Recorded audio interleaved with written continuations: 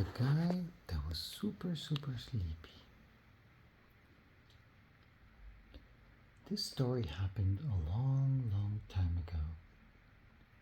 It's the story about Jonathan, a kid that lived in Australia back when Australia was full of Aboriginals, people native to the area for thousands of years, far before it was colonized by other cultures.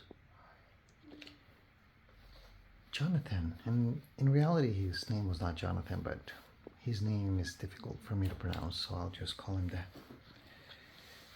had a secret that nobody in his tribe knew about. Every time he went to sleep, he woke up 2,000 years in the future, and he was named Alex. But the funny thing is, Jonathan would remember everything about Alex's life. His family, his house, the place he lived in, what things he liked and did, his friends, everything. When he woke up, this was a very unusual dream, and he kept dreaming about being Alex 2,000 years in the future, every single night. He felt like he knew Alex so well. But there was a little detail, for Alex never remembered Jonathan.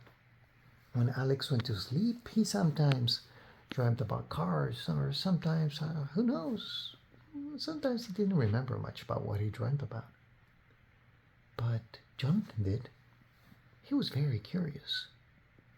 What possibly could be that connects him with someone else 2,000 years in the future?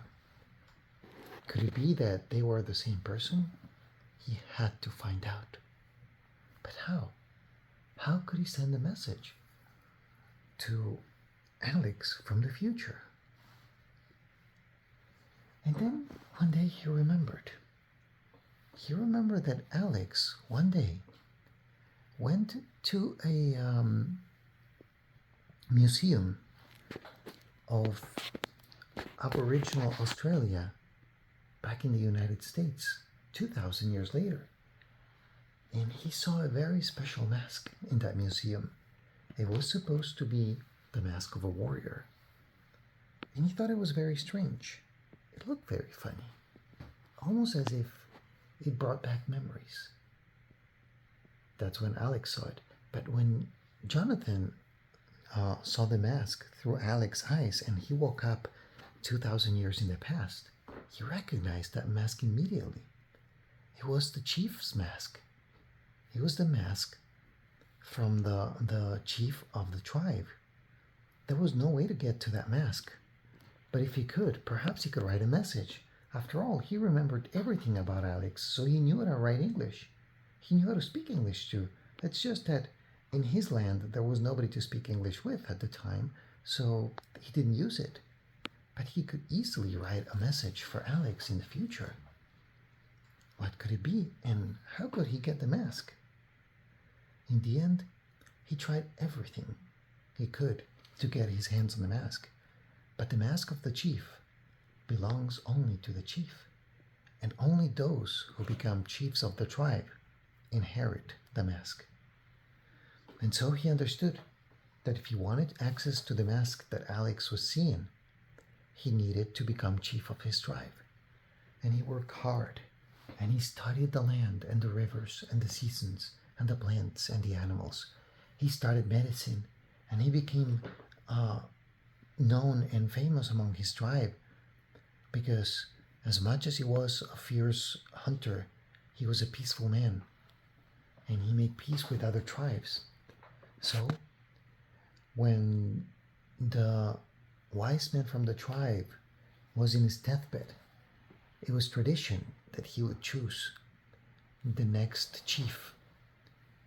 And so, as the old chief died, he left the mask to Jonathan, who finally, at very late age in his life, managed to get access to the mask. When he did, he just wrote a few words. It said, "Alex, come to Australia and look at under the biggest rock between two bays." Of course, at the time, nobody understood what he had written because nobody spoke English. And nobody knew what that meant. So, being that he was the chief, he was allowed to do what he wanted with the mask. Well, he knew that when he died, he would have to pass the mask to someone else that would pass it to someone else, and so on and so forth, until somehow the mask would end up being in that museum 2,000 years in the future. And so he went to sleep and observed. But Alex, in the future, was not interested in that museum again. And as much as he tried, he couldn't get him to go to the museum. Until one day, when he was much older, Alex was watching a documentary. And as always, Jonathan was in the back of his mind watching this. And the documentary was about Aboriginal Australians. And in that documentary, believe it or not, was a piece about that mask. And the strange cryptic message, Alex could see the scientist in the documentary saying, "This thing here is a mystery because it was obviously written 400 years ago when Australia was being colonized. However, studies date this writing to 2,000 years ago, which is impossible because 2,000 years ago, nobody knew English in this island." So anyways, the mysterious message that nobody has been able to decrypt says the following: "Alex, meet me at the tallest rock in between two bays in the beach." For years, scientists tried to decipher what that meant, and they meant exactly this place where we're standing right now, said the man in the documentary. "It's the rock named Ubuntu in the province of Saskatchewan in Australia." And so Alex could not believe that. He felt deep in his heart that that message was for him. After all, his name was Alex, and for some strange reason, he had always been drawn to Australia.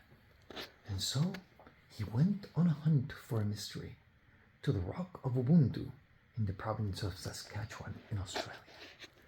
When he found the rock, it was huge.